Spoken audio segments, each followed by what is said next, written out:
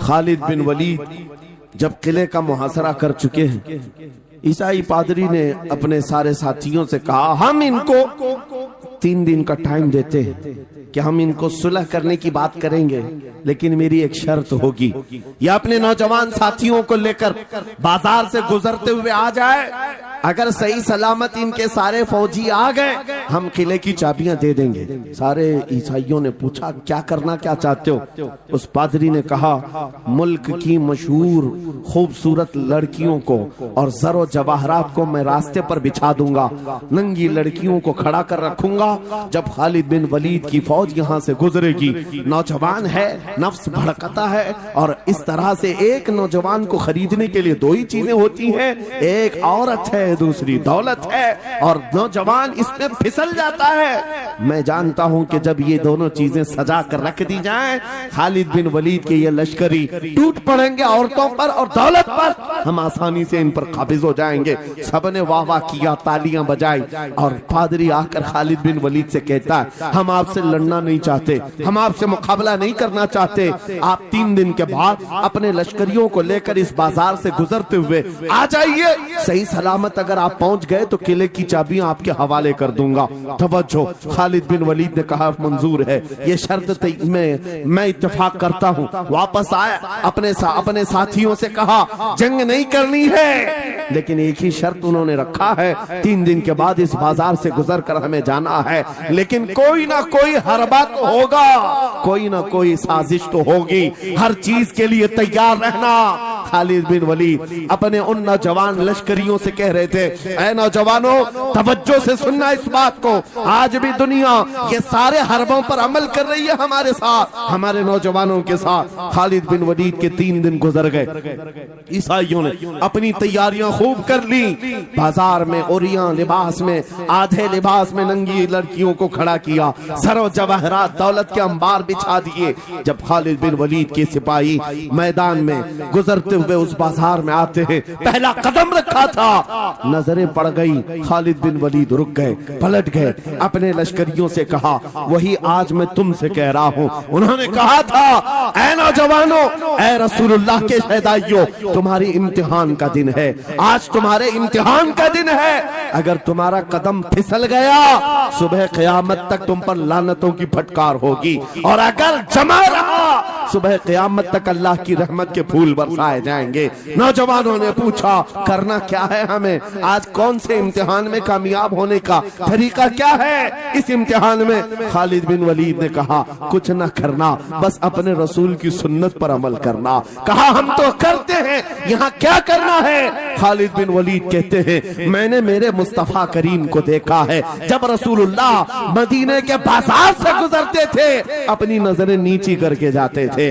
आज तुम बाजार से जा रहे हो, बस इस सुन्नत पर अमल कर लो, अपनी हया की नजरें झुकाकर चलना, फिर उसके बाद अल्लाह मालिक है। खालिद बिन वलीद के जोश और बलबले से भरी हुई ये तकरीर ऐसी असर कर गई, वो नौजवान 1-2 नहीं थे, सैकड़ों की तादाद में थे, सर झुकाए बाजार से ऐसे चल रहे हैं। तारीख निगार कहते हैं वो इस तरह से चल रहे थे कि उनके सरों पर अंडा भी रख दिया जाता तो नहीं गिरता, न इधर हिलाए न उधर हिलाए, न इधर देखे न उधर देखे, और बराबर अपनी नजरें जमीन पर झुकाए हुए तेजी से चलते हुए उस किले के फाटक तक पहुंच गए।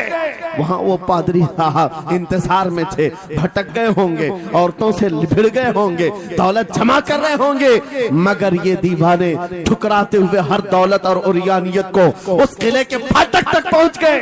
पादरी सामने आया, किले की चाबियां वादे के मुताबिक खालिद बिन वलीद की गोद में डाल दिया और कहा, एक बात बताओ ऐ खालिद, एक बात तो बताओ, ये जो तुमने जमात, ये जो तुमने लश्कर जमा किया है सिपाहियों का, ये इंसान है या फरिश्ते हैं? इनके दिल है या नहीं? इनकी ख्वाहिशात है या नहीं? इनके जिस्मों में नफ्स है या नहीं? हमने मुल्क की सबसे खूबसूरत तरीन औरतों को खड़ा कर दिया था, दौलत को बिछा दिया था, इनमें से एक भी उसकी तरफ तवज्जो नहीं किया। खालिद बिन वलीद मुस्कुराकर जो जवाब देते हैं वो हमारा ईमान होना चाहिए। क्या जवाब देते हैं? फरमाते, नादान, ऐ भाई, उन आंखों को तू खरीदने की कोशिश कर रहा था जिन आंखों में पहले से जमाले मुस्तफा बसा हुआ।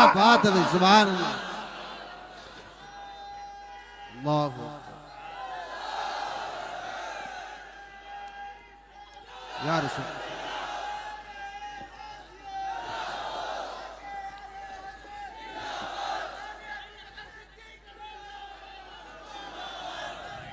ये जो लोग लाइट के करीब हैं इनसे गुजारिश है कि आप हट जाएं, करंट मेरे अजीजों, ये जवाब था उन आंखों को दुनिया का हुस्न क्या धोखा दे सकता है जिन आंखों में पहले से जमाले मुस्तफा बसा हुआ।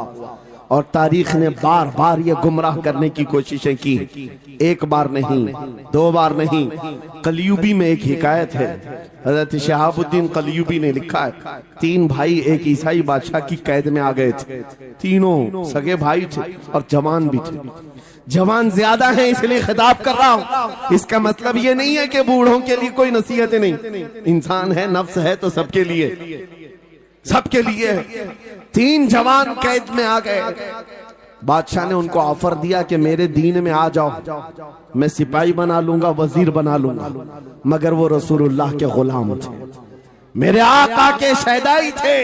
कहा इतनी आसानी में तो हम दीन नहीं बेच सकते। तवज्जो है नौजवानों, ये सब तुम्हारे साथ हो रहा है।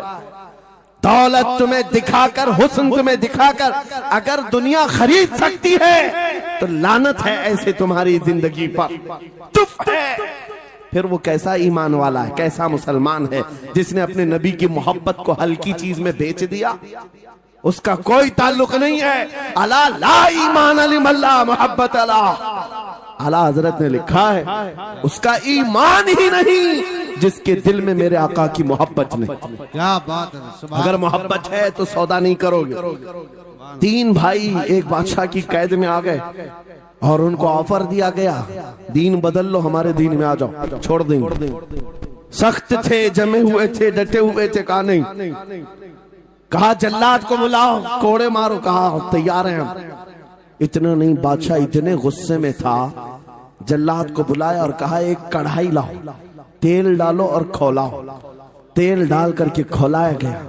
जब तेल खोलने लगा, इन तीनों में से बड़े भाई को उठाकर तेल में डाल दिया। चलते हुए तेल के अंदर जब उस नौजवान को डाला गया तो फौरन दम जदन में रूह निकल गई, शहीद हो गए। 2 भाई देख रहे हैं, अपने बड़े भाई की मौत देख रहे हैं। ये हालात आ गए, ये बातें याद रखना। थोड़ी देर के बाद बादशाह ने दूसरे से कहा अब बताओ तुम्हारा क्या इरादा है। दूसरे ने कहा अब तो और भी तुमने सख्त कर दिया इम्तिहान, हम तो अपने नबी को धोखा नहीं दे सकते और ना ही मेरे शहीद भाई को। बादशाह ने दूसरे को उठाया और तेल में डाल दिया, खोलते हुए तेल में डाल दिया। 2 शहीद हो गए। तीसरा जो था वो 22 साल 25 साल के बीच का था। ये भरी जवानी है, अंगारा होता है। हर नौजवान को ये लगता है कि ये दिन हमारे ऐश के हैं। दुनिया में जहां चमकती हुई चीज को देखता है दिल दे बैठता है, माँ बाप से भाग जाता है, घर बार को छोड़ देता है, उसको हर अच्छी चीज बुरी लगने लग जाती है। ये उम्र बड़ी खतरनाक मंजिल पे आ जाती है नौजवानों, जो इस उम्र में बच गया इंशाअल्लाह वो आगे भी बच जाएगा, आगे भी बच जाएगा। 22 साल का खड़ियल जवान है जिसके सामने उसके 2 भाइयों को खोलते हुए तेल में डाला गया। उसकी कैफियत क्या होना चाहिए? अब पूछा गया तुम्हारा क्या इरादा है? कहा इस तरह तुम 100 बार भी तेल में डालोगे तो मैं यही कहूंगा मेरा रसूल मोहम्मद सुभान अल्लाह सल्लल्लाहु अलैहि वसल्लम, हमारे आका मोहम्मद सल्लल्लाहु अलैहि वसल्लम है, मैं यही कहूंगा। बादशाह इतने गुस्से में था, कहा कि इसको चीर दो, इसको काट दो। वजीर था बादशाह का चालाक, उसने कहा इसको कत्ल कर देने, मार देने से कुछ होगा नहीं, मुझे 1 महीने का टाइम दे, इसको चेंज करके लेके आऊंगा, अगर नहीं लाया तो मेरी जिंदगी दांव पे लग जाए। बादशाह ने कहा ले जाओ, 1 महीने का टाइम है, इसको बदल करके लाओ। वजह यह थी कि उस वजीर के घर में बड़ी खूबसूरत लड़की थी जिसके रिश्ते के लिए बड़े बड़े बादशाहों के शहजादों के पैगामात आते थे। वजीर ऐसा था कि इस एक नौजवान पर अपनी पूरी मेहनत सर्व करना चाहता था। घर लाया, कमरे में रखा, अच्छी ग़िज़ाएं दी, कहा मैं तुझे मारना नहीं चाहता, कुछ नहीं, तू अपनी जिंदगी में मस्त रह। उस नौजवान ने कहा ठीक है, उसके बाद अपनी बेटी को लगा दिया, ए बेटी तेरे पास तेरे बाप को बचाने के लिए एक ही काम है, इस जवान का दिल जीत करके ले आ, बादशाह से जो चाहे तुझे दिला दूंगा। उस लड़की ने कहा ये तो चुटकी का काम है मेरा। जिसके पास हुस्न होता है उसे ऐसा लगता है हर किसी को अपने दामे फरेब में फंसाएगी। इतना आसान नहीं है, हर कोई लट्टू नहीं होता। रात को जब ये लड़की आती, नौजवान मुसल्ला बिछाता सजदे में चला जाता और वो खड़ी रहती बैठी रहती, खड़ी होती बैठी होती, रात गुजर जाती, वो ओंग ओंग कर चले जाती। कितने दिन हो गए रोजाना वो बात तक नहीं करता, सर तक नहीं उठाता, उसका सजदा लंबा ही होता चला जाए। जब वो चली जाए सजदे से उठ जाए। महीना गुजरने को आया, तंग आ गई, कहा उस जवान को, ए नौजवान, ए पत्थर दिल के लड़के, जरा उठकर एक बार मुझे देख तो ले। मेरे हुस्न को देखने के लिए बादशाहों के शहजादे बेचैन रहते हैं, बड़ी बड़ी जगहों से मेरे निकाह के पैगाम आते हैं, मगर मेरे बाप की इज्जत की सलामती के लिए मैं तेरे साथ लगी हूँ। क्या बात है, तुझे गुरूर कितना है, मुझे देखता क्यों नहीं?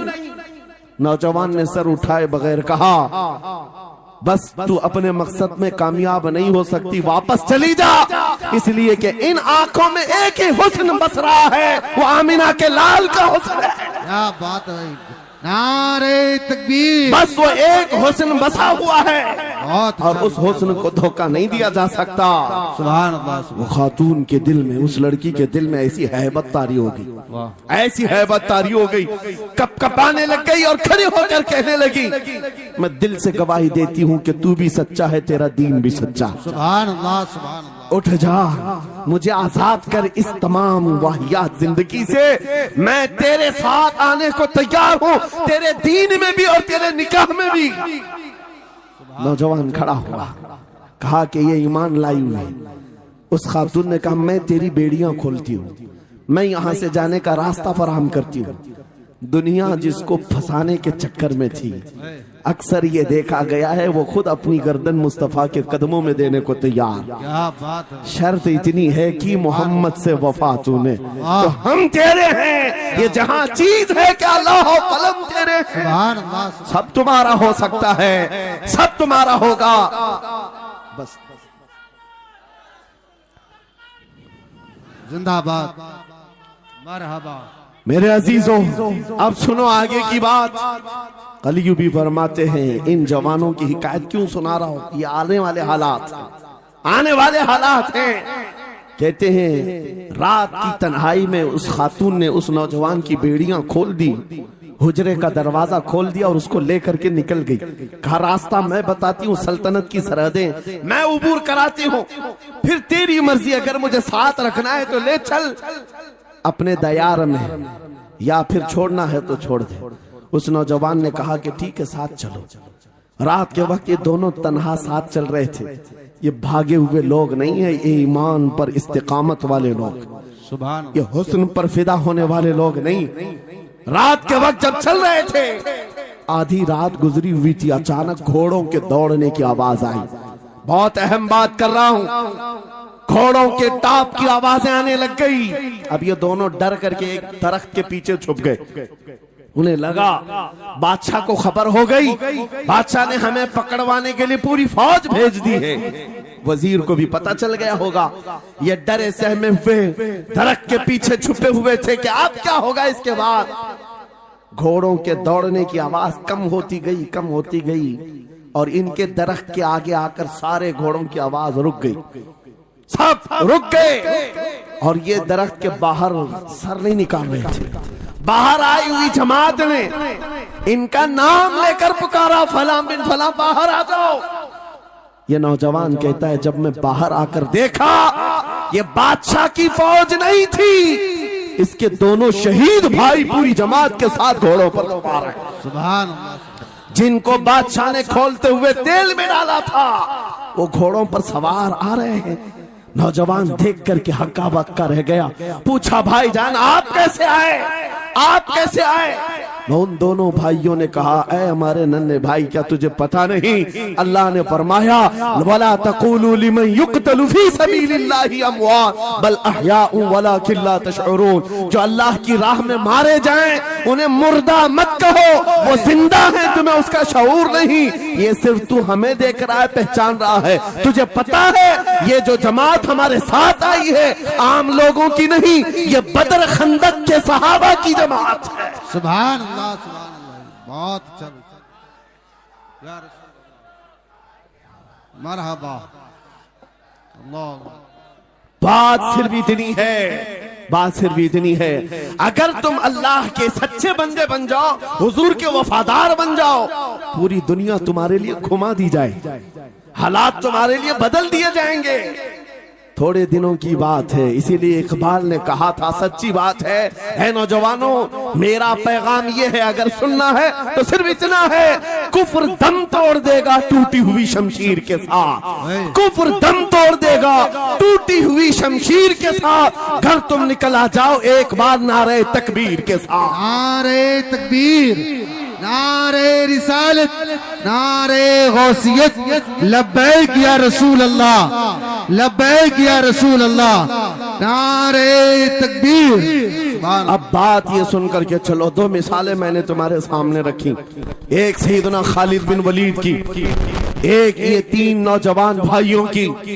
दोनों जगह पर भी मैंने आपके सामने रखा दुनिया ने किस जरिए से हमें खरीदने की कोशिश की। खालिद बिन वलीद के जवानों को भी दुनिया औरत और दौलत से खरीदना चाहती थी, इन तीन जवान भाइयों को भी दुनिया दौलत और औरत से खरीदना चाहती थी। आज भी वही सिचुएशन है। आज अगरचे सामने तुम्हारे सामने नहीं लाया जाता, लेकिन हर एक की मुट्ठी में इंटरनेट पहुंचा करके, गंदी तस्वीरें तुम्हारे सामने पहुंचा करके तुम्हारे ईमान को खरीदने की दुनिया कोशिश में लगी हुई है। आपको पता है पूरी दुनिया की सबसे बड़ी इंडस्ट्री पोर्नोग्राफी की है। ये बॉलीवुड और हॉलीवुड कुछ नहीं लगते उसके सामने। पोर्नोग्राफी जो और यहाँ गंदी फिल्में बनाने वाली इंडस्ट्री सबसे बड़ी है, करोड़ों अरबों डॉलर उसमें खर्च किए जाते हैं। किस वजह से? तुम्हारी आंखों की हया खत्म हो जाए, तुम्हारे ईमान का कत्ल हो जाए। आज नौजवान ये समझता है मेरी मुट्ठी में मोबाइल है, मुझे कौन देख रहा है।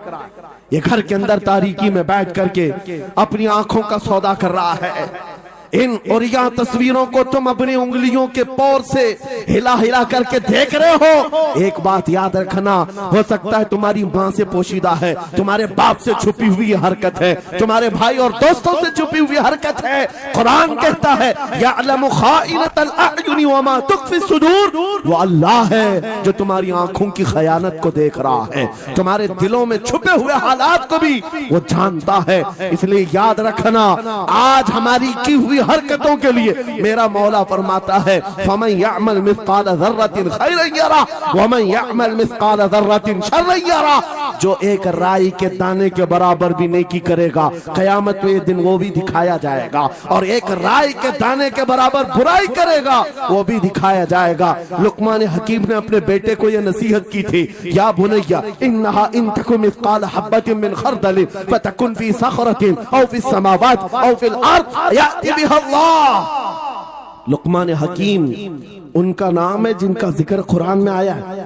अगरचे नबी नहीं है, लेकिन अपने बेटे को क्या नसीहत किया था, बेटा अगर तू बुराई करेगा, चाहे पहाड़ की चट्टान में अंदर जाकर या आसमानों में जाकर या जमीन में अंदर जाकर, कहते कहीं जाकर कर ले, याति बिहा अल्लाह, अल्लाह वो तेरे सामने लाएगा, अल्लाह तेरे सामने लाएगा। क़यामत के दिन बेआबरू होना हो, सलील और रुसवा होना हो, तो फिर आपकी मर्जी। इदा लम तस्तही फस्ना मा शि'त, जब तुम्हारी हया निकल जाए तो तुम जो चाहो कर लो, और अगर ईमान की हया बाकी है तुम्हारे हाथ पैर कांपने चाहिए, तुम्हारे हाथों में कपकपी आ जाए मैं क्या करने जा रहा हूं। ऐ नौजवानों, आज वही सिचुएशन दोबारा आई है। तुम्हारी आंखों को खरीदने के लिए करोड़ों डॉलर लगाए गए। तुम्हें एक बात याद है, बरेली से बड़े करीब रहते हो, ये आला हजरत का इलाका है ना, आला हजरत वाले लोग हैं।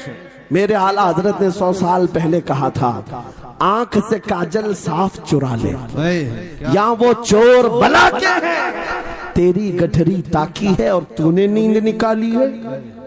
सुना जंगल रात अंधेरी छाई बदली काली है, सोने वालों जागते रहियो चोरों की रखवाली है। ये किसके लिए कहा था आला हज़रत ने? कभी आपने सुना? हमारे एक साहब है, उनसे हमने कहा था कभी किसी थाने में ऐसा भी केस रजिस्टर हुआ है कि किसी की आंख से काजल चुराया गया हो और आके कंप्लेंट किया हो किसी ने? आप थाने में जाकर पूछे, वो हंसेंगे। मियाँ, मोबाइल चोरी के वाकयात होते हैं, पॉकेट मार होते हैं, पैसे चोरी के होते हैं, सुन्ना चोरी, चैन चोरी। ये पहला केस सुन रहे हैं कि किसी की आंख से काजल भी चुराया। ये कैसे हो सकता है? ये इस्तिआरा है। मेरे अजीजों, मोमिन की आंख का काजल वो शीशी और डब्बी वाला नहीं, मोमिन की आंख का काजल इश्क मुस्तफा हुआ करता।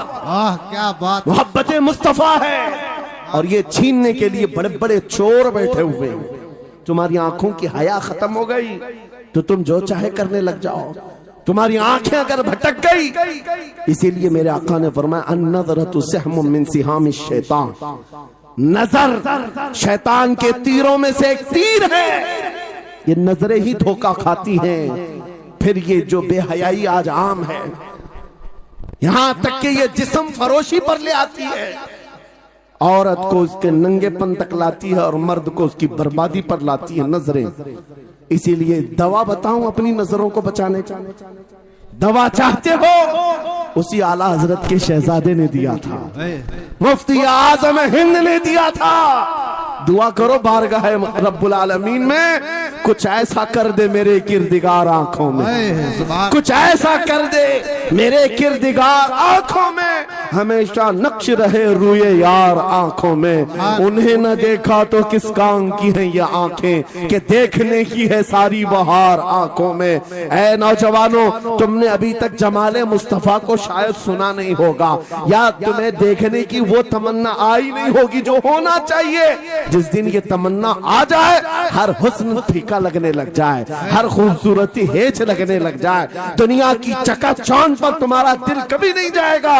बस एक तमन्ना दिल में पैदा करो, अगर अब कोई आंखों में देखना है, एक ही चेहरा देखना है, वो आमिना के लाल का चेहरा देखना। तमन्ना है या नहीं? तमन्ना है? अगर है तो सुनो, क्या था चेहरा? हजरत जाबिर बिन समुरा कहते हैं, एक दिन मैं अपने घर से निकला, मस्जिद नबवी के पास आया, 14वीं रात थी, चांद आबोताब के साथ निकला हुआ था। हजरत जाबिर बिन समुरा कहते हैं, मैं मस्जिद नबवी के करीब आया, इसी वक्त मेरे आका सल्लल्लाहु अलैहि वसल्लम अपने घर से बाहर निकल रहे थे। आपके जिस्म अतहर पर सुर्ख जुब्बा था और अमामा शरीफ था। हजरत जाबिर कहते हैं, कभी मैं रसूलुल्लाह की तरफ देखता था और कभी 14वीं के चांद की तरफ देखता था, कभी इधर देखो कभी उधर देखो। यह हदीस पाक में है। वो सहाबी कहते हैं, मैं ये दिल में सोच रहा था, उस चांद को ज्यादा हसीन कहो या इस चेहरे को ज्यादा हसीन कहो। इसी असना में मैं इधर उधर देख रहा था, फिर दिल ने ये फैसला कर लिया जिसको शायर ने कहा है, चांद से तशबीह देना ये भी क्या इंसाफ है, चांद में तो दाग है, हजरत का चेहरा साफ है। नारे तकबीर, नारे रिसालत, नारे गौसियत, फैजाने सरकारे मदीना, इस्लाहे मुआशरा कॉन्फ्रेंस, मुफ्ती सलमान हजरी साहब किबला। सुभान नौजवानों, तुम्हारे बुराइयों से बेहयाइयों से बचने के लिए एक ही रास्ता है, नजरों में अपने दिल में बसा लो उस जमाले मुस्तफा को। तुम्हारी रात जब हो जाए, तड़प पैदा हो जाए, अब रात के अंधेरियों में मुझे अपने मोबाइल की स्क्रीन पर ये गंदी और बेहयाइयां देख करके नहीं सोना है। इसलिए कि ये एक बात बता दूं नौजवानों, ये गुनाह इसकी लज्जत थोड़ी सी होती है, ये खुजली की तरह है, खुजाओ तो अच्छा लगता है, हाथ छोड़ दो तो फिर जलन शुरू हो जाती है। ये वैसी ही है चंद मिनटों की लज्जत है, हमेशा का दाग धब्बा छोड़ जाती हैं। ये एक तरह का दाग तुम्हारे ईमान पर, तुम्हारे जिस्म पर छोड़ जाती हैं। इन बेहयाइयों से निकलो, अपनी आंखों को हया दो, अपने ईमान को जिला बख्शो, और तुम्हारे लिए एक ही जरिया है, बसा लो नजरों में उस जमाल मुस्तफा को। दिल के अंदर एक तमन्ना बेदार हो जाए कि मुझे देखना है मेरे मुस्तफा को। वो तमन्ना क्यों नहीं आती जो फाजिल बरेलवी इमाम अहले सुन्नत मदीने जाकर के करते हैं। जब हर कोई जाकर के क्या मांगता है, या रसूल अल्लाह हमारे घर में ये फलां चीज नहीं है, ये मुझे अता हो जाए, बेटा नहीं मिल जाए, बेटी नहीं मिल जाए, तिजारत नहीं चलती, वो मिल जाए। मांगने वाले हर कुछ मांगते हैं, लेकिन आशिक रसूल जाता है बारगाह मुस्तफा में, कहता है या रसूल अल्लाह बस एक बार आपके चेहरे का दीदार चाहिए, सुभान अल्लाह, एक बार दीदार चाहिए। उन्हें न देखा तो किस काम की है ये आंखें कि देखने की है सारी बहार आंखों में। और जब नजर आ जाता है वो जमाले मुस्तफा, तो फिर बरेली की आवाज आती है, पेशे नजर वो नौबहार, सजदे को दिल है बेकरार, रोकिए सर को रोकिए, हाँ यही तो इम्तिहान है। पीर मुहर अली शाह रहमतुल्लाह अलैह गोलड़ा शरीफ के एक आशिक रसूल हैं, पाकिस्तान के रहने वाले, बारगाह मुस्तफा में आए थे और उन्होंने भी सवाल किया था, आका आपको देखना चाहता हूँ, आका आपको देखना चाहता हूँ। जब जियारत नहीं हुई तब उन्होंने ये कहा था, कितने मेहर अली, कितने तेरी सना, गुस्ताख अखे कितनी जारियां। पंजाबी शायर थे, उन्होंने कहा था मेहर अली तेरी हैसियत क्या है, तेरी वकात क्या है, तेरी आंखें कहाँ की सवाल कर रही है, वो रसूल किरामी वकार की जात और तू एक गुनहगार। ये अपनी आजिजी पेश किया, लेकिन दरबारे रसूल से निकलकर चंद मंजिलें तय क्या किया था। एक मकाम पर असर की नमाज अदा कर रहे थे, नमाज से फारिग होते हैं, सामने देखते हैं जलवे मुस्तफा नजर आ रहा है, मेरे आका बेहिजाबाना तशरीफ लाए। और फिर जब वो हुस्न नजर आया, पीर मेहर अली ने पुकार कर कहा, मुख चंद बदर शाशानी ये, माथे चमके लठ नूरानी ये, काली जुल्फ अख मस्तानी ये, मखमूर अखे हिन मद भरिया, उस सूरत नू मैं जान अखा की जान जहां अखा, सच अखा रब दी शान अखा, उस शान तो शाना सब नबिया। सुभान अल्लाह मा अजमल का, मा अकमल का, मा अहसन का, किथे मेहर अली किथे तेरी सना, गुस्ताख अखी किथी जारियां। ये पंजाबी शायर थे, लेकिन बरेली के हस्सानुल हिंद आशिक रसूल ने जब मेरे आका को देखा था, वापस आकर के क्या कहा था पता है, यूं कहा था, वो कमाल हुस्न हुजूर है कि गुमान नक्श जहां नहीं, यही फूल खार से दूर है, यही शम्मा है कि धुआं नहीं, तेरे आगे यूं है दबे लचे फसहा अरब के बड़े बड़े, कोई जाने मुंह में जुबान नहीं, नहीं बल्कि जिस्म में जा नहीं, करूं मदह अहले दुवल रजा, पड़े इस बला में मेरी बला, मैं गदा हूं अपने करीम का, मेरा दीन पा रहे ना नहीं। वो बरेली के इमाम ने पुकार पुकार कर कहा था, मेरा नबी कैसा दिखता है, मेरा नबी कैसा है तुम्हें पता है? सारे अच्छा रहमानिर्रहीम, कुल इन कुंतुम तुहिब्बूनल्लाह फत्तबिऊनी युहिब्बुकुमुल्लाह व यग़फिर लकुम दुनूबकुम वल्लाहु गफूरुर रहीम। सदक़ल्लाहु मौलाना अज़ीम। बारगाह रिसालत मुआब सल्लल्लाहु तआला अलैहि वसल्लम में एक बार दुरूद पाक का हदिया पेश करें। अल्लाहुम्मा सल्लि अला सय्यिदिना व मौलाना मुहम्मदिन मअदनिल जूदि वल करम व आलिहि व अस्हाबिहिल किराम व इब्निहिल करीम व बारिक व सल्लिम सलातन दाइमतन सरमदन अबदा। आज हल्दवानी की तारीख में एक अजीम समा रूहानी मिशन की तरफ से कायम की हुई रूहानी मजलिस में ऐसा लगता है हवा का मौसम बता रहा है, वो जुल्फ अपनी लहरा रहे हैं। क्या बात है भाई, सुभान अल्लाह। सवारी तैबा से चल पड़ी है, हुजूर तशरीफ ला रहे हैं। सुभान अल्लाह। वो आएंगे, आते होंगे, अभी आएंगे, वो आएंगे, आते होंगे, अभी आएंगे, यही सोच के हमने महफिल को सजा रखा है। अज़ीज़ान गिरामी वक़ार, मुहिब्बे गिरामी, फाजिल जामे हज़रत अल्लामा मुफ्ती नईम अज़हरी साहब, हज़रत अल्लामा मुफ्ती शाहिद अज़हरी साहब और दीगर उलमाए ज़वील एहतराम जो यहाँ पर मौजूद हैं, मशकूर व ममनून हूँ इनकी इज्जतों का। मुफ्ती नईम साहब क़िबला ने जो कुछ भी मेरे मुतालिक तारुफ कराया, मैं हेच मदा उस लायक नहीं हूँ। अल्लाह मुझे उनके हुस्न ज़न के मुताबिक बना दे। यकीनन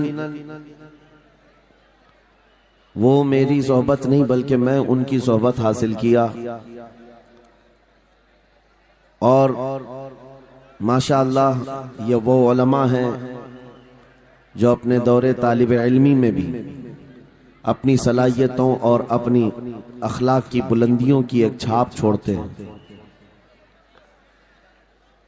हमारा इंट्रोडक्शन तो सिर्फ इतना ही है जो दुनिया आज हमें पहचानती है। या रसूल अल्लाह, तेरे इश्क की बदौलत मुझे जिंदगी मिली है। वाह क्या बात है। मेरी बात बन गई है तेरी बात करते करते।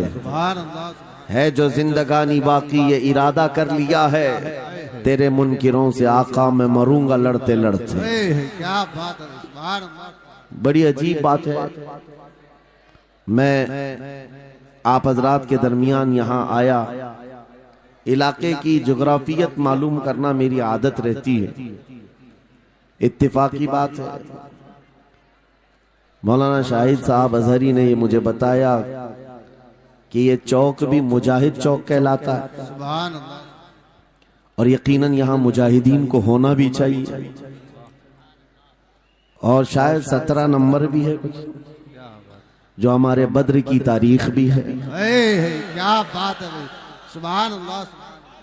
जहाँ 17 नंबर बद्र की तारीख याद दिलाई जाए और नाम भी मुजाहिद हो तो वहाँ के बंदे को बुज़दिल होना ज़ेब नहीं देता। क्या बात है। नारे तकबीर, नारे रिसालत, लब्बैक या रसूल अल्लाह, लब्बैक या रसूल अल्लाह।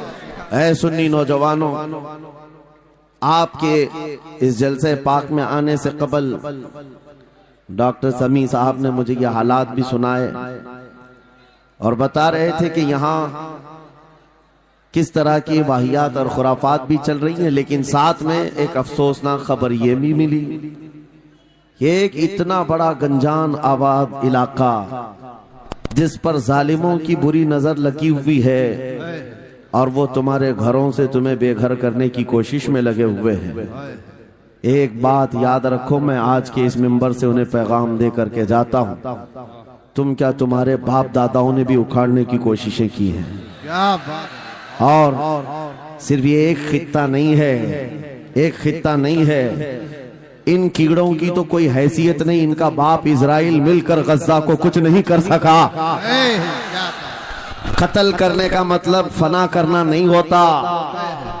इजराइल जैसी जालिम ताकत जिसके पास सुपर पावर ताकतें, पेट्रोट मिसाइल भी हैं, दादा अमेरिका साथ में खड़ा हुआ है, यूरोपीय यूनियन साथ में खड़ी है और निहत्ते कंकरियां लेकर खड़े होने वाले बच्चों का मुकाबला कर रहे हैं। और एक दो नहीं 10,000 से ज्यादा कत्ल भी कर डाले, बच्चों को मार भी दिया, लेकिन पेट नहीं भरा, डर खत्म ही नहीं हुआ। वो डर अभी भी खत्म नहीं हुआ। हजारों को कत्ल तो कर लिया, लेकिन रात की नींद और चैन अभी भी बेकार है, गारत है, क्योंकि उन्हें अंदाजा है इस बात का कि इनमें एक भी जिंदा बाकी रह गया तो कल का वो सलाहुद्दीन बन सकता है। क्या बात। तारीख दोहराई जा सकती है। तुम्हारे इलाकों को उखाड़ फेंकने और इसको बेघर करने की एक ही साजिश होती है कि ये गुलामाने उम्मते मुहम्मदिया में रसूल पाक सल्लल्लाहु तआला अलैहि वसल्लम